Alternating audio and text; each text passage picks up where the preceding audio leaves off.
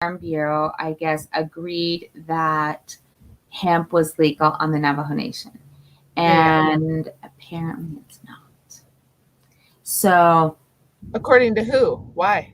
So they're a whole sovereign nation. So this is like getting the president, the vice president, the Congress, the Senate, everybody. So they have their council as well as 110 chapters, and they all have representation that need to be addressed. In my understanding, when I went to the meeting, is that the council had changed the code, the Navajo code, and it does show that hemp is legal, and it is named out under so much THC.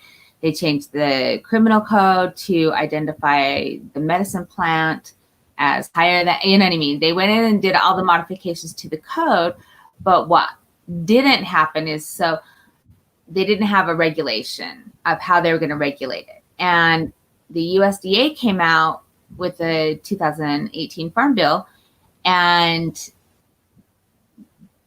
the way I read it is that the USDA is under control, basically that their authority, right? Mm-hmm. And you can agree to live by these regulations that they printed, or you can submit one of your own. Now, the way they read it was that USDA has authority, but they have to write their own and submit it to USDA, even if it's exactly the same verbiage. Does that make sense? So that just didn't get done. So that's where I guess the mix-up or hang-up is. Yeah. And okay, well, that's actually not far from being finished. So when I was in that meeting, they said they were going to take it to the 5 agencies, because those 110 chapters are divided by 5 agencies, and they will all have to agree on that language that it's going to be done. So anyway, this guy, he's the president of the Farm Bureau. He's growing hemp. It is being treated like the drug mafia or something, which is sad, because nobody needs to be afraid of this plant, you know, but because of the education that needs to occur, that these are 2 different things. I mean, yes, they're both cannabis, but, you know, cousin plants, so to speak. That's what they don't know. So the council has called a meeting. They're going to have delegates on the radio tonight, along with the Department of Justice and their, I think, the Department of Ag. So interesting, you know, how things are starting to show up. So I know that on Pine Ridge, a reservation in the Lakota Sioux, they just had a vote that they voted to prohibit alcohol on their reservation, but they went full rec. So, you know, they're good with plant medicine, but, you know, a native just cannot process sugar. So alcohol is not a good idea, which is why there's such an alcoholism problem and diabetic issues on the res. Is because literally their ancestors are closer to the land. So they don't process sugar. That's fairly new to their system, so to speak. And that's the problem. Europeans have had sugar in their diets a really long time, so their pancreas tends to do a little better. I'm a sugar fanatic. It's disgusting. I wish that I wasn't. It is my drug. It's people, and maybe I just can't relate to other addictions, but oh man, sugar. Honey, I never met a baked good I didn't like. Can you tell? No, actually, I cannot. But I want to introduce you to everybody. Tell me a little bit about who you are, Cindy, and thank you for joining me, or us. I'm sure Ryan and John will join here in a little bit, or maybe. Tell me a little bit about your company and what your background is. You're very, very connected in the tribe and the know of the native lands, and yeah. So if you don't mind telling me. All right. Well, introducing yourself. My name is on the on the screen, Cindy Maughan, but I'm with First Nation Sourcing. And what we do is we work with rural and tribal communities to set up hemp manufacturing facilities in their areas to create jobs and economic opportunities. And by doing that, what we are doing is creating a platform for Berkshire Hathaway and Goldman Sachs to move their assets to. So it's pretty, as we already said earlier this morning, it's from sun up to sundown right now. But I'm good with that. There's so many things that needed to come forward. Like we were talking about the education and things. First was our lawmakers here in Utah. And so I've been working up on Capitol Hill for several years. Now, the building supplies get to me the most because I've spent the last 20 years in infrastructure contracting. So I have spent my adult life building things such as the freeways or wastewater treatment plants, water tanks, bringing Utah, doing the Utah Water Project, bringing drinking water for Utah County, Salt Lake County, Tooele counties. So I kind of understand infrastructure from kind of a deep, far level because you have to see things in advance. And since this industry is so new, I can kind of see where it needs to go. And so between the two things, that's my passion right there, is to get these building products out to the market. And what it does is it's an eco-friendly solution. We don't have to take the forests. We don't have to do things the way we're doing them. And so by making these connections, we can create the interest, the investment, bring those resources to those STEM jobs to bear so that all of Utah can be successful. So that's what I do. Okay, so when you say do things differently or not do them the way that we are, what's the benefit? I feel like I constantly repeat myself as to why we should be using hemp to build homes and drive cars and to eat for everything, right? And all right. Let's just start. Okay, so building products. I mean, right now we're taking down the forests, as well as we're doing, we are importing bugs from other countries that are decimating our forests. So we've got kind of two things going on. And now we've got global warming adding a third with the wildfires, right? So we've gone through a third of our forests since I graduated from high school. That was 1986. So there, it dates me right there. But a third of the forests are gone. So if we as parents and grandparents want our children to have breath, we better get our heads in this game right now. So right now we have, they call them tree farms, but a tree takes up to 10 years to grow to any size or strength, right? While hemp grows in 120 days. So the building products that it can create is fireproof, pest-proof, waterproof. Not mine. So, it's you. Mold resistant. Always, right?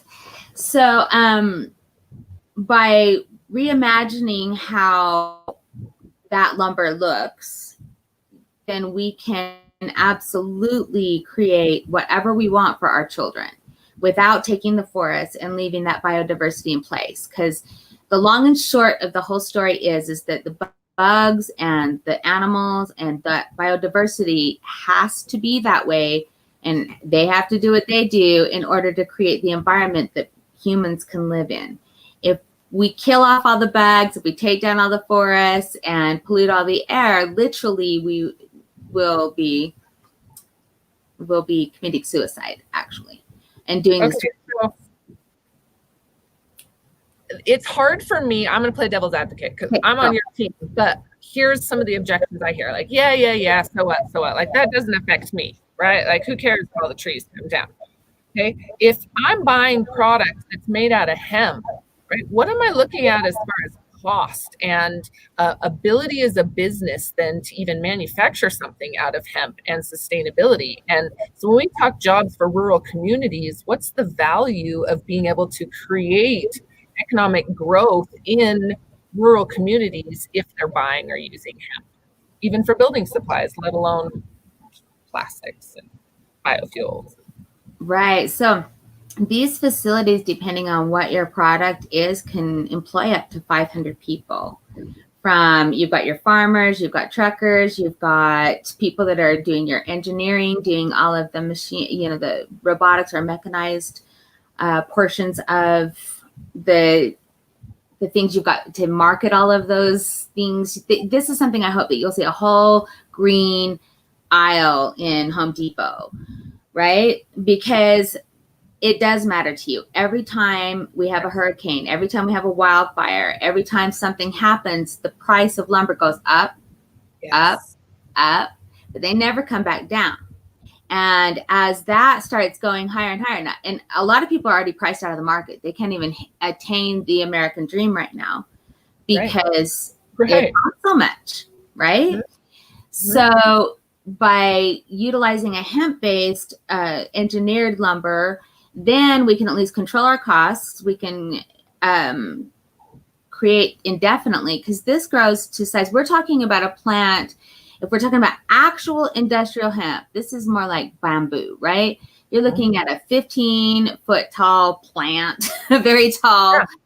The medicine plant's like a bush, like little. I'm gonna pull up a picture really quick, and I'll share it with everybody. Okay, so while you're talking, I'm gonna look and see if I can find a picture. But go ahead. So anyway, the different building products, these type of things can all be reimagined to have this type of wood instead of the birch, instead of the pine, instead of the oak.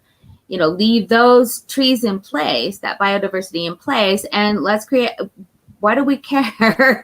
This is as strong as oak, the fiber itself. And so that it's already being produced. We already know of producers that are creating these products and have them patented. I know of several people that are working on these things from I know a couple manufacturers or product designers here in Utah, as well as we got one in Montana, and a couple of new friends over in California, that want to address this as well. So this is what's interesting to me, is that this used to be our money. Okay, hemp, like we had it on the $10 bill. This was our money. And it was our first law that everybody had to grow it for the Queen of England, of course, or you know what I mean? For export, but that was our payment to them, right? So we used to make all kinds of things, from paint, textiles, stain, rope, up until what was oh gosh, I'm gonna screw up this fact, but it was like 80% of things were hemp up until 1900s. So that's actually pretty amazing when you think about it, that they absolutely wiped this off the map for almost 100 years. And so this isn't new. This isn't something we have to prove. This is something that we have to resuscitate, really. And this will create a situation where we won't have any foreign interests. Hi, John. Hey, Cindy, how are you? I'm good. How are you? Doing great, but you look amazing. Thank you. So nice of you to join. We were just talking about all the different uses of how why it matters to consumers today on switching gears to this eco-friendly plant versus what we've been currently doing. Awesome. So what say you? I think what you were just saying is kind of goes back to where I was, right? Is my generation doesn't understand, or a lot of what the pushback is like why now would hemp be legal? Why, if it was available before, why would it just not be here? And if it's so good for us, then why don't we just have it, right? Kind of like understanding that the trees, going without trees, or continuing to export and and allow our supply chains to be based on exported items, or our needs based on exported supply chains, right? It doesn't affect me right now. It hasn't ever affected me. Right? It hasn't affected a lot of the people I talk to. However, understanding that hemp has been here, it's not new. Just like if we don't stop cutting our forests down and using up all of our water, then we're not going to, the effects are going to be catastrophic, right? And it may not affect us today, but educating ourselves and understanding that is mind-boggling. That is what has knocked me off my rocker, if that's what you want to call it, when it comes to how passionate I am about hemp. And because I really believe it is a game changer, a solution for not just health and wellness, for Absolutely. all of the things we're talking about, right? And on a way bigger scale than my health, way bigger. Well, it's the planet's health. So one plant is for a human, the other is for the planet. Yes. Okay. And, we really are looking at a perfect storm situation. And I don't think anybody could have wrote a scarier story than what we're living today. So with what has happened, so climate change, everyone's like, oh, I don't know about that. Is it really happening?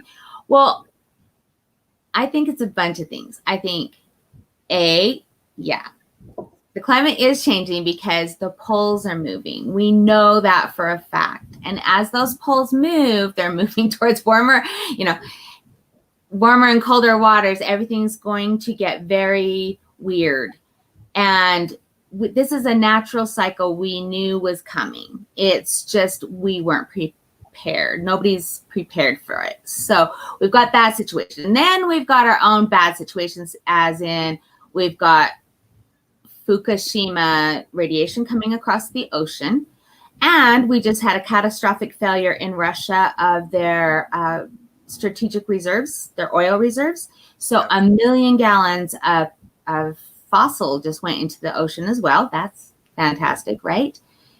Then humans, we think we're pretty great. And we had a situation in LA where a pipeline broke. It was a 12-foot.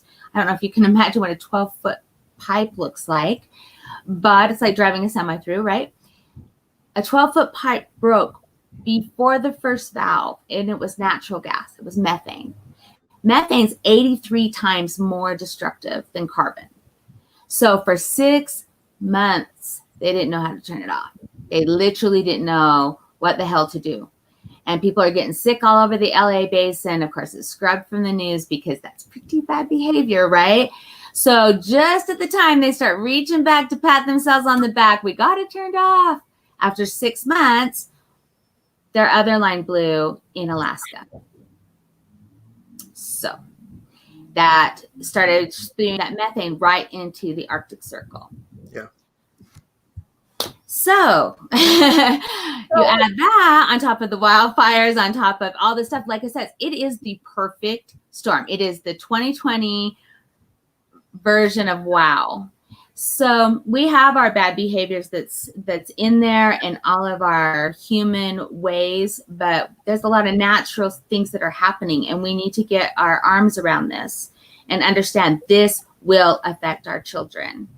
And, nobody knows where those poles are going to move to. I know they're about 50 miles out from where they had to literally reset all the GPS stuff and everything it is way connected into all of our computers and our systems, our guidance systems for our military, all kinds of things. But we've got villages that are going underwater in Alaska. We have military bases going underwater in Alaska.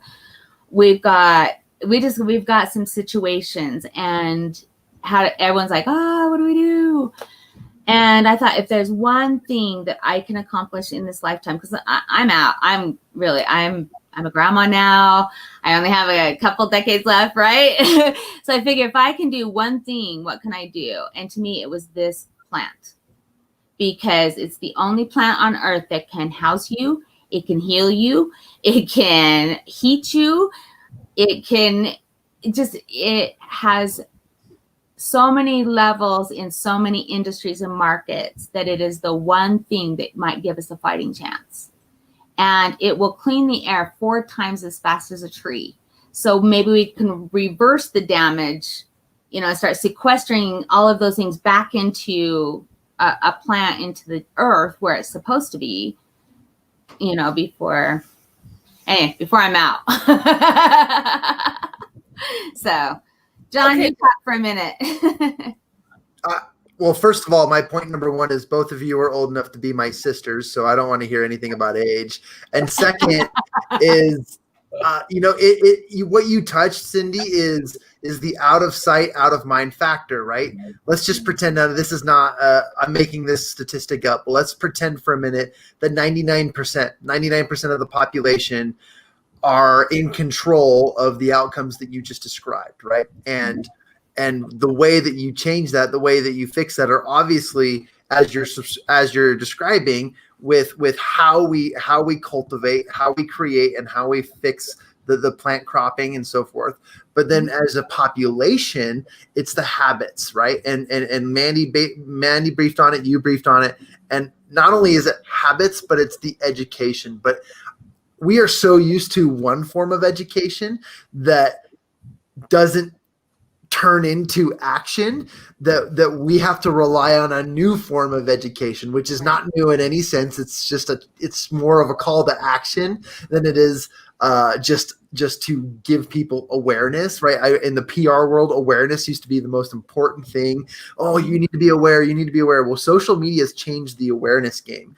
It's now all about engagement. If you don't have engagement, if you don't have action, if you don't have movement and physical transactions, then you end up getting nothing, which is a lot of educated people that do nothing with what they know. So I absolutely love what you've said. And I think that it's absolutely correct. We have to focus in on those who are cultivating the plant, and we need to help them with that. We need to help those who are distributing it. We need to focus on every little niche that transfers our responsibility to the end consumer, which is there's 2 end consumers. You said it, Cindy. There's the human, and then there's the earth. And I think that those are just 2 vital pieces to this exact process. I absolutely love it, how you said it. Oh, well, thank you. So I encourage counties and tribal councils to invest in their own communities with manufacturing facilities and trying to get their area farmers to produce the crops. And of course, that means everything in between, so that we don't have what's happened with COVID, where we've got a really dense city, and then really rural places that can't get any help for 5 months. I think we can think better about this. You know what I'm saying? When we were talking earlier about our supply chains, right? Mm-hmm. I feel like this is a perfect storm that really brought to light how broken our supply chains are, right? And how easy it is to lose access to PPE, right?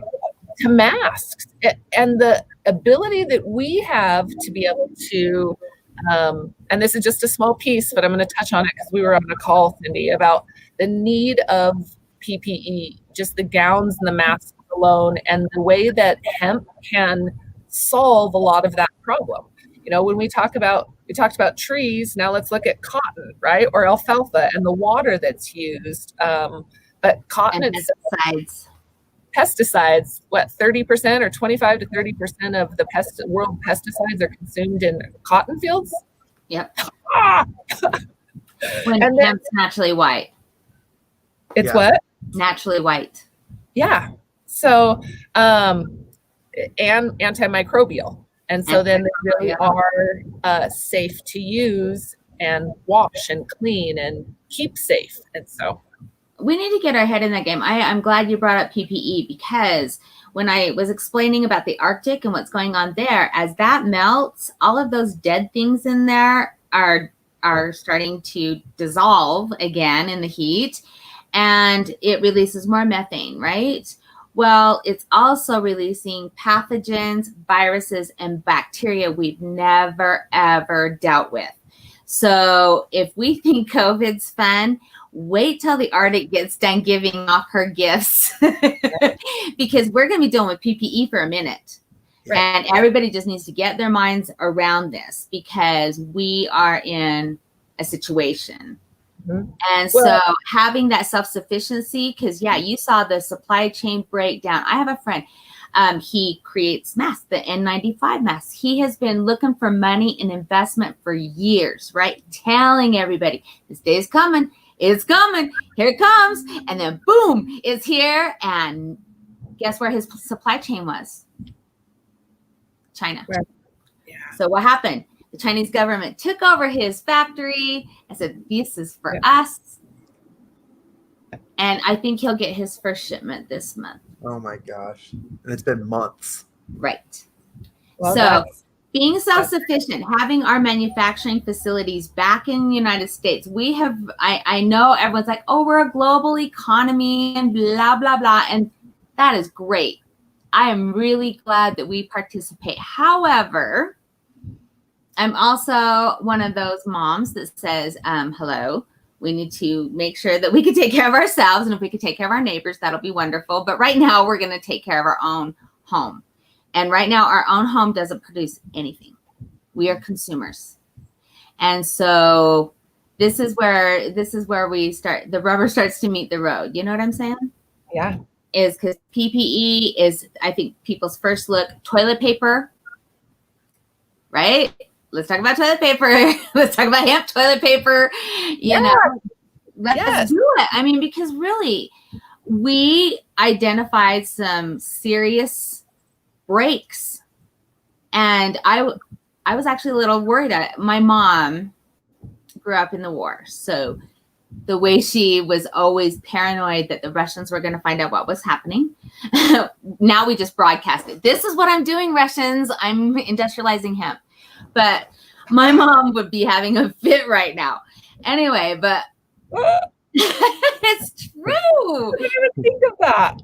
It is true. But she told us then, she's like, they are moving our manufacturing out. We're not going to be self-sufficient. We're not taking care of ourselves. They're messing up the United States. So I now believe her. Now I'm the mom. Now I'm like, she's right. We don't do anything for ourselves anymore. And we need to get our heads around the medicine of it too. I know we're talking about hemp, but the medicine plant, 90% of our medications come from China. If you were going to do something to a nation, how easy would it be? We have really identified some situations. And so I think this one plant can solve a lot of situations we're having. So anyway, I hope to be a voice, an educator. I speak at different cannabis conferences and things like this, trying to get these resources to rural places because we need to inspire our youth. We need to bring those STEM, show them where the STEM jobs are, and this is where it is. So hemp's one on our emergency list now. Thank you, Bill Clinton, like a while ago. But by teaching our children what it is, what we need, and let them go wild, I think we can solve this problem in 10 years. Okay, now let's talk about our plastics or our biofuels, because this is something that I wasn't as familiar with, and I am very clear very few people are aware of this. Talk to me about diesel engines and biofuels. Okay, so the diesel engine was created by a guy named, I think it was Rudolph or Randolph Diesel, right? And it was never created to run on fossil. It was created to run on hemp oil, vegetable oil. And Henry Ford created an entire car based with hemp and some other things to keep the American farmer going 100 years ago. And now, like I said, we're not proving anything. Literally, we are resuscitating it. This has been here before. Our technology, exactly. So one thing that we talk about is the value of Utah having an inland port, right? And being able to then manufacture from our rural communities product that we can then ship internationally or nationally at the least, building supplies and things like that, right? With the inland port. That's my side of it. Okay, let me back you up for just a second. So the inland port just approved their business plan, which is the same business plan that the Saints created when they got here. Okay, and it's extraction based. It's based in our national parks. It's based on our tribal communities, on our reservations, those type of things. Okay, and they just agreed that that's what they're going to continue to do, and they agreed to have this inland port. We've our legislators have already given them millions, so we've got a whole new bureaucracy going on. But I don't agree with the fossil that it be based in extraction, because that's my family on those reservations. Yeah, it leaves a lot to be desired in the forethought process. But Okay, really, so we had this conversation with them when they approved that. I think that it should be, so it only is approved for like 7 counties. I think all 29 counties of Utah and those rural areas, every one of them should be able to utilize that taxpayer dollars that we just put out there, right? So to me, I think that they should be focused on the environmentally friendly ports. I think that it should be satellite. I don't mind that we have an inland port as long as we can secure it, because that's where most of the drugs come from, actually. And we're talking the bad ones. We're talking the heroin, the fentanyls, the oxys, the chemical drugs that are devastating the community. So we need to know that we have security. But if we go into satellite ports, then we don't have to worry about the light pollution or damaging the Great Salt Lake or the ecosystems there. Because if they do it the way they originally planned, it was all in Salt Lake. That would add 16,000 semi trucks to your freeways, right? So I think they should go to satellites. What? Okay, so when we talked, though, we've all said, oh, it's this big benefit, right? However, when I spoke, it really opened my eye to the amount of pollution that it could potentially bring to an area. What's the value of utilizing hemp fuels and it not being electric, or it not being through extraction or Yeah, I get what you're saying. So right now, of course, Rio Tinto it's their property out there. So they want it to be electric, right? Because what do they sell? Copper. Sure. So the advantage of going back to its original design would be that it burns at 97%. So those fluorocarbons, the haze that you see in the air, imagine that just being wiped out. Gone. Because it's finally running properly. All engines that are running on the wrong fuel run rich, or they call it rich or lean, right? So by recalibrating the engines we already have, we don't have to take down a mountain. So you guys can keep your lovely sunset down there with a mountain or two to look at. But it would also create that air quality that we need to be addressing. You guys have already got killer days. And what I mean killer. So the state knows. I'm just gonna be that girl. I'm gonna tell you, the state knows that air quality is killing people. Yep. They know it in Salt Lake, they know it in Utah County, and they know it in Uinta Basin Reservation. So this is where I'm passionate about, right? I lived in the Uinta Basin for a little while, and I know air quality is a concern for them, and it's under the same things, right? Fracking and the oil fields out there from drilling. So when I bring this up, this is a conversation, when we talk about fixing the problem, I see value to having a port where we can transport. We're in a great location. I agree there's concern if we can't secure it. Absolutely. I'd also really like to see where we can move conversation to utilizing technology we already have, change it a little bit and fill those trains up. Fill them up.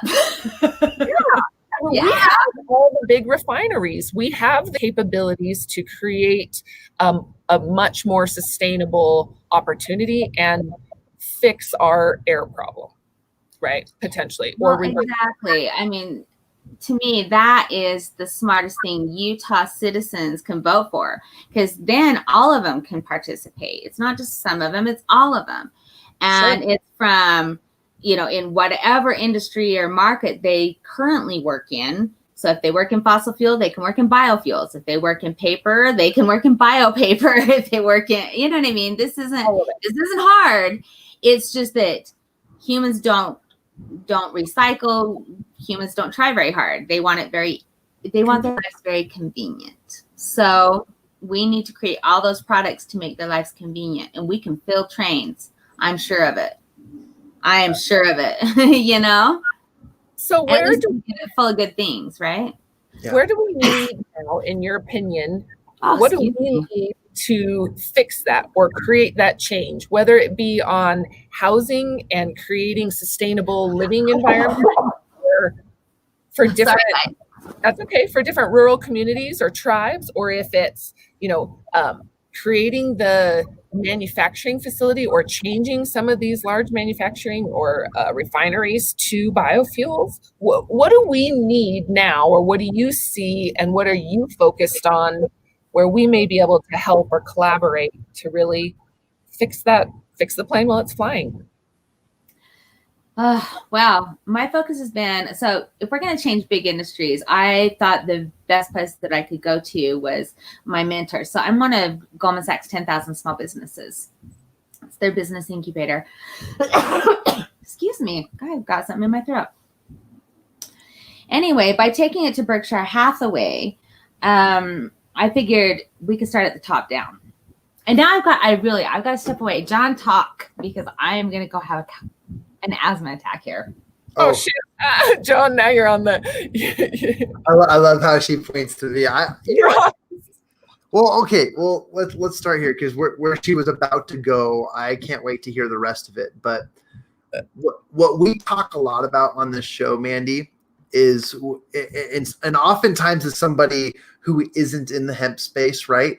I feel like we talk a big talk about this industry and this space and how important it is to this industry. But we have to open our minds as we learn and educate each other about this space, that it is not a closed off industry. If you want this industry to be what it needs to be for the health of our humanity and the health of our earth, it has to be a greater picture than just a consumable, than just an oil, than just a smokable, than just an ingestible. Whatever it is far greater and far more important to the actual longevity of life itself than just a product. And oftentimes we get sucked in and these are all good things, but we get sucked into this idea that we need to have a great sale. We need to have a great product. We need to have excellent marketing. We need to have incredible salesmanship and treat people with respect as we introduce products to them. But it's bigger and it's greater, which is why we everybody, our bishops, our friends, our neighbors, our companions, our partners, people who we know, all need to be involved in this space, whether it be understanding it, and whether it be attending meetings, whether it be going to events to support it, going to the poll boxes so that we can vote to legalize it. And it's just so important. And it didn't hit home until recent, but you've been so passionate about this, Manny, and you've been so on top of this, pushing this, and I'm going to call it an agenda, because it's one that needs to be in front of everybody. And it becomes so clearer when people like Cindy put it in this perspective that it's a bigger issue than just the snake oil salesman or the improper farming or the improper use or drying or crops dying and so forth. It's a bigger issue than we actually anticipated. So I have a question. You kind of said this. I wanted to know, when did it hit for you to see the big picture? Like what message, because you listen every day, right? When was it really like, oh my gosh, this is a game changer? Like when, because I'm still taken back, and my passion is so obvious, it makes me cry. It's so silly. But we've had this solution this whole time. And the fact that we could have been building our rural communities or our tribes homes that they could still be living in, that we wouldn't be battling all these homes that are being burned down up on the mountain if we would have been building them out of hemp. We wouldn't have plastics problems. We wouldn't have this air quality problem. We wouldn't have a lot of it. And so for me, it really is like, what message hit you that really you were like, okay, I'm in, and this is where I'm. Yeah. And oh my gosh, Mandy, I love how passionate and how heartfelt this is to you.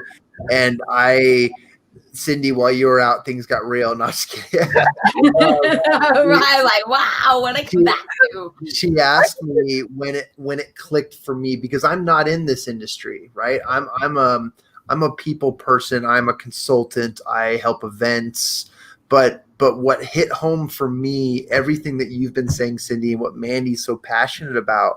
And it's funny because you said it in a way that made me realize about a week ago, Tim Fratto, who's been listening and commenting in the comment section, he called me out. He said, John, smile a little bit more. But there have been 5, 6, 7 episodes that I have been hit by a fire hose of information that I just do not understand. But it wasn't the overwhelm and the overload on all of this that has distracted me from these topics and from this industry. What it has done, it has opened my mind, and I have said, this is bigger than me. This is bigger than any of us. And we've had a solution, like you were saying, Mandy, and we've always had it. But because of and personally, I don't know because of greed. Right.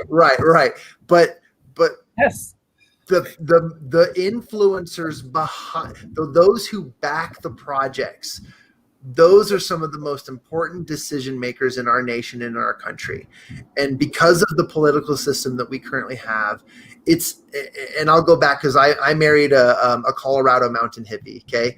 My wife and I are very, very in tune with nature.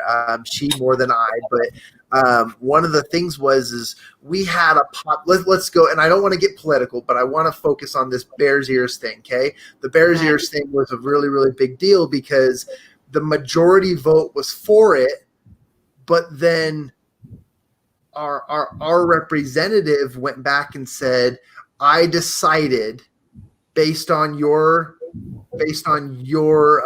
public, based on your thoughts and based on what you said, that I did not have enough convincing power to vote against it.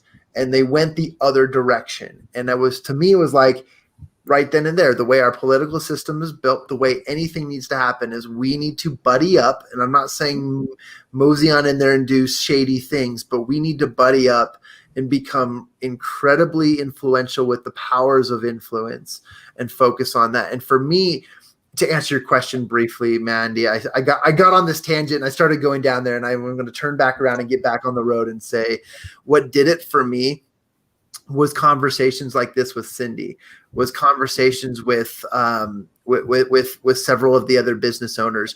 And I've recognized in them the passion for the plant and not the passion for the sale, right? The sale is a part of the business in which we created as a means to make ends for our lives. But the passion wasn't in selling oil. The passion is in the plant that creates the outcome for those individuals. And that to me is what clicked and said, no, I may not know everything. I may not have read the book on cannabis, medical cannabis. And Ryan had it on my desk for 2 weeks and I picked it up. Went one ear, out the other, through the eyes and out the brain. I wanted to explode, but understanding that wasn't necessarily the most important thing. The most important thing is I need to be pro for it, absolutely with it, and I need to sustain, and I need to I need to financially back and provide that which will move this plant and this movement forward. And that's what clicked for me, is the continual conversation. And then you, the listeners, everyone listening, everyone who's been commenting, it's you people who've had on our show who have absolutely convinced me, convinced Ryan, convinced Mandy, who have absolutely put it out there by the way you conduct yourselves. And you guys have been amazing. Yeah, Cindy, you can tell I'm a little bit emotional. Yeah, you come back and you're like wiping your eyes. I'm like, oh my goodness. I swear it was all good things I said. I can't control myself. Well, you know what? It's so frustrating to know we could be so much 100 years further ahead. You know what it is for me? What? It's exciting. I'm excited. When you talk about the perfect storm, you know, and people say like, well, how are you getting through with COVID? Like, this has opened so many opportunities for people to finally say, okay, I need to take change. I need to learn about this. I need to know what this is. This is our opportunity to educate or to teach. And I can't tell you how fortunate I feel that we've connected, because I feel like your vision is, you're crazy educated. It excites me because I recognize that I am not, my goal is to not be the most educated or the best person in the room at things. And I've had a lot of people, when I talk to them and I said, oh, I'm working with Cindy, they're like, oh, we know Cindy, and she's great. She's great information. She's a great resource. And so for those listening, if you guys have questions or want to get involved, please feel free to reach out to either Cindy or I or John. Cindy, how do people get in touch with you if they do want to get in touch with you? You can get to me through the website at firstnationsourcing.com, or I will put, in fact, it's got my phone number on there, but I will put it in the comments too, so that everybody can call me if they want to call me direct. Or you already know how to get a hold of me too. So I'm really interested in how we immediately can start moving this along for Utah, right? As we work in our back door or on our rural communities, and understanding the impact that this can have for our farm and for our tribes. There's some challenges we have, even just as resources that they have when we talk about education. What are some of the solutions that we need to immediately address on educating our rural communities for the accessibility of hemp or growing it themselves, and then to the consumer side? Are you asking me? Yeah. Oh, okay. So tribal communities, you got to make sure they have electricity and Wi-Fi, because everybody seems to assume if they're doing it digitally that the information is getting out there, but that's just not the case on an Indian reservation. Things are still done by the newspaper, they're still done by the radio, they're still done face to face, especially on the Navajo Nation. But well, gosh, a lot of them actually, because their elders like to be addressed directly. They're saying, educate me. They have no problems with being educated, but they don't want to be told, just, we're doing this, just, you'll figure it out, it'll be fine. You know, they've been told this is a Schedule I drug. They are scared to death of this plant, and it should be descheduled completely, declassified completely. But it's taking the time, getting out there into the communities, having those events. You know, we had planned to show up at fairs and things like that, just with the farm bureaus to help educate them and let them know and give them information to share with their farmers. But we need to also get those kids involved, let them play, let them figure out what to do with it, because there's 50,000 products that can be created. Anything that's made out of fossil or plastic right now can be recreated by hemp. So we need to do that again. Yes. 50,000. Anything fossil or plastic. So, you know, what I realize is people are lazy. So I thought, we'll just take it out of their hands then. We will create a world that we don't have to recover from. We will create bioplastics, biofuels, these type of things. So they're automatically going back into the system. And whereas the plastics right now, we have to sequester them, or the glass, or everything has to be recycled in its own bin or whatever. Well, the way hemp bioplastics will biodegrade, or the vegetable oil, because let's be real about biofuels. So right now, you guys just had 3,000 earthquakes in Magna in the last 6 months. Well, that's kind of a thing when you're talking about, pipelines. Yeah. We're just a short pipeline away from Yellowstone. So, right. So, but if it's running a biofuel through it, then it's just a vegetable spill. They don't have to create a Superfund site or an act of Congress to clean it up. I noticed that Flying J was at our last legislative session, asking if they could keep their tax exemption. I thought that interesting. Keep. I didn't know they had one. Well, one of the legislators, she was kind of getting after Crystal, which is the CEO of Flying J, saying, you've had this for 3 years. Why are you not? They wanted to keep their tax exemption to go into biofuels. And she's like, why haven't you done it so far? Right. Wow. So it was a moment for poor Crystal. She, had to handle that. But ultimately, the legislators gave her the tax exemption. So Flying J owns Flying J, Pilot, and Maverick. Yeah. If we can get those biofuels on the islands where consumers can pick it up and put it in their car, then now we're talking. But everything we've talked about regarding laying down what they did with the inland port, laying down a new electrical grid. Why do we have to recreate everything? Why can't we just improve what we've got? And I think we can. And I think getting people at that level involved, legislators involved, let them know these are available to us. And we should be participating in your area too, Yes. And getting people, because especially right now during the campaign season, right? I ask every one of them, what are we doing about that? Right.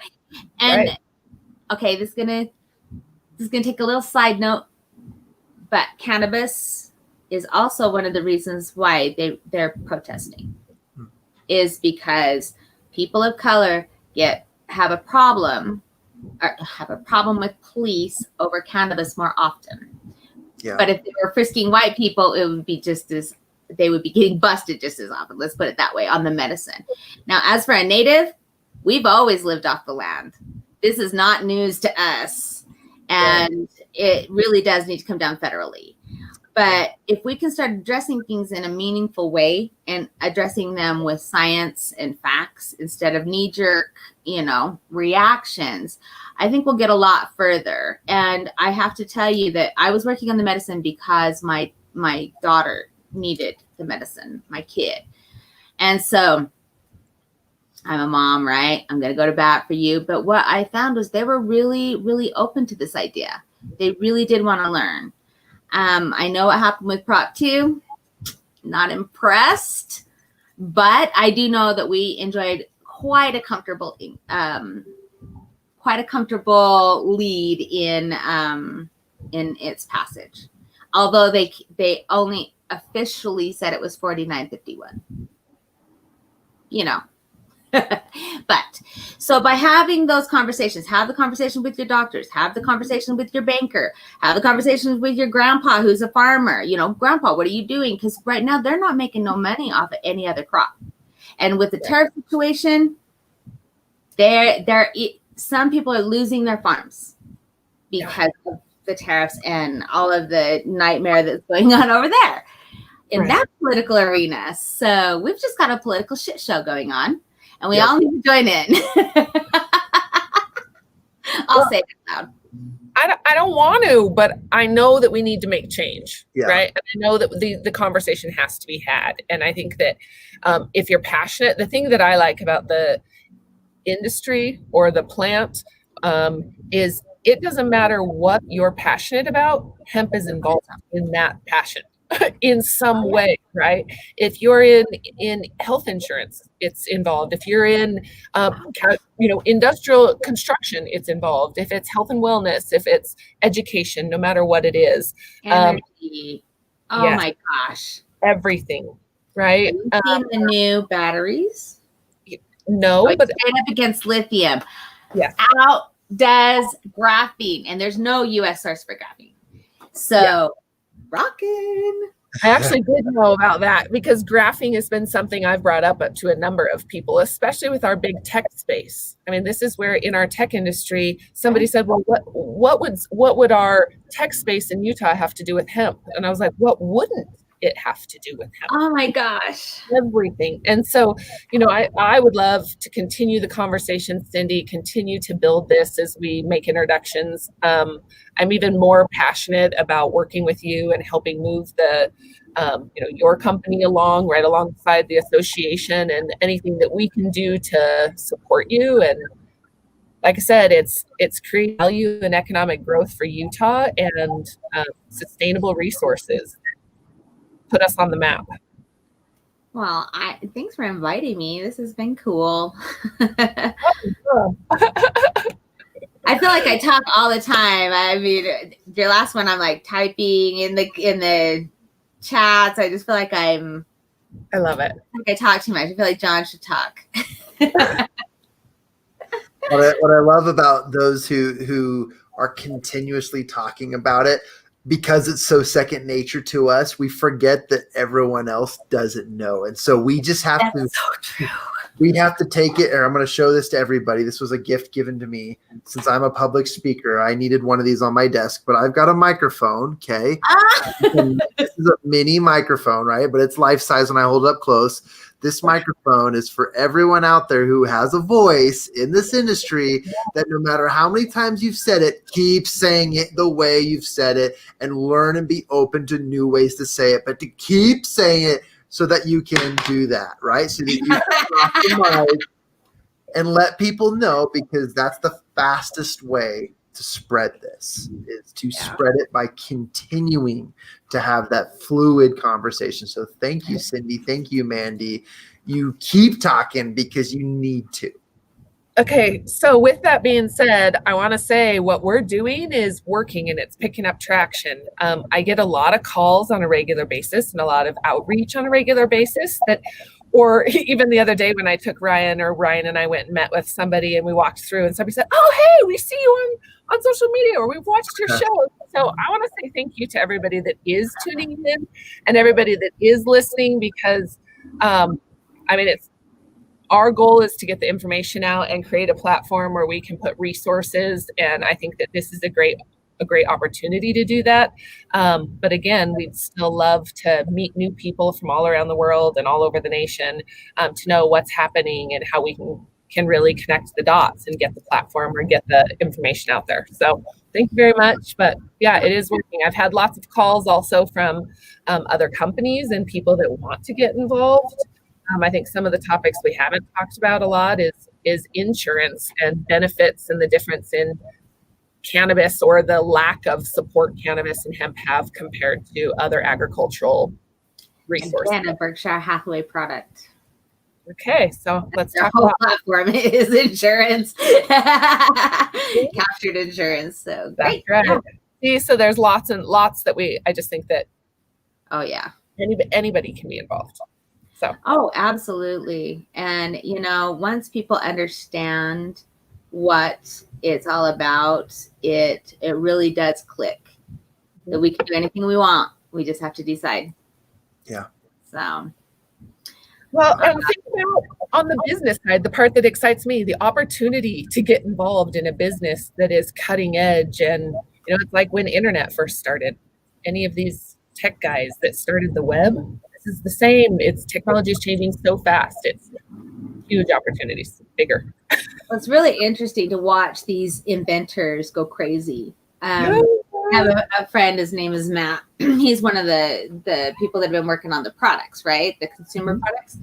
And he was telling me he feels like a mad scientist, and he says he loves just working with it, trying different polymers, trying different things, what's going to make it stick together, how, and then how does that work in a mechanized way? How do you make those machines to make this happen? And he says he's just inspired every day to keep going. He's like, the hours just fly by.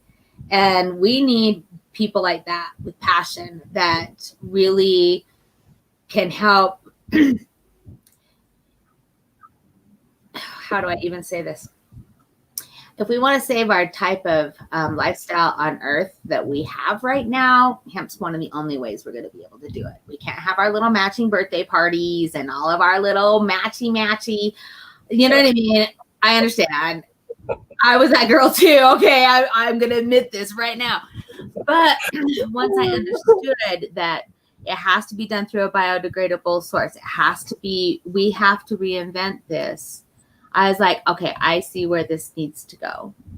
And we can do it. We're Americans. Come on. We can do this. Right? So call me. Somebody call me. I don't know. Well, and I think that some of the things we've talked about, I'll just put out there real quick, are pitch events and getting investors and angel investors involved, so that they have an opportunity to see what's out there, and they have an opportunity. They equally need to be exposed to the opportunity, right? Which is what we were talking about this morning. There's several layers of investment, and those banks, so to speak, for every industry has one.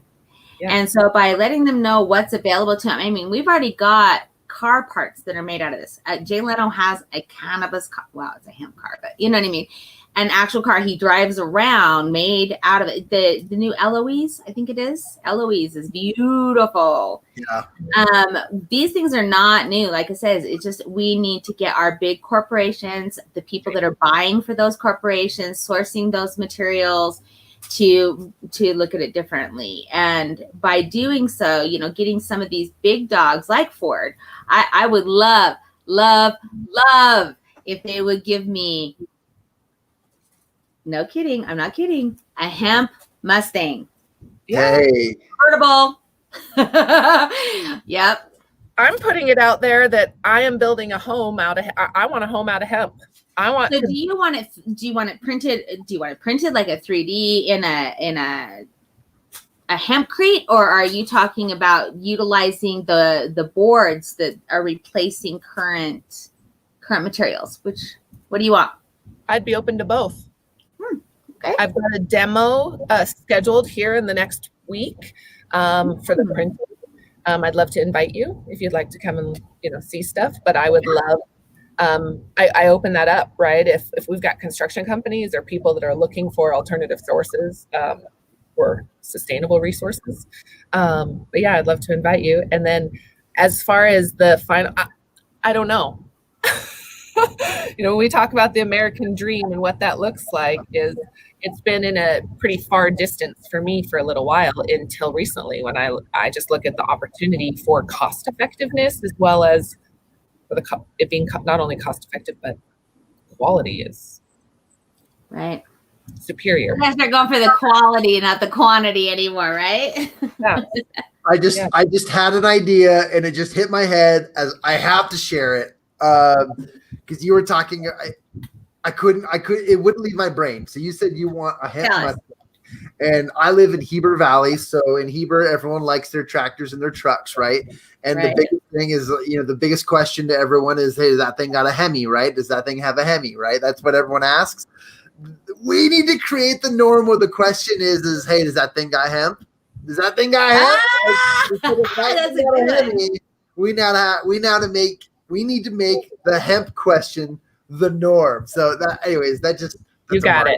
a marketing thing. It just popped in my head. I had to share. It was so that is a good one. I'm good.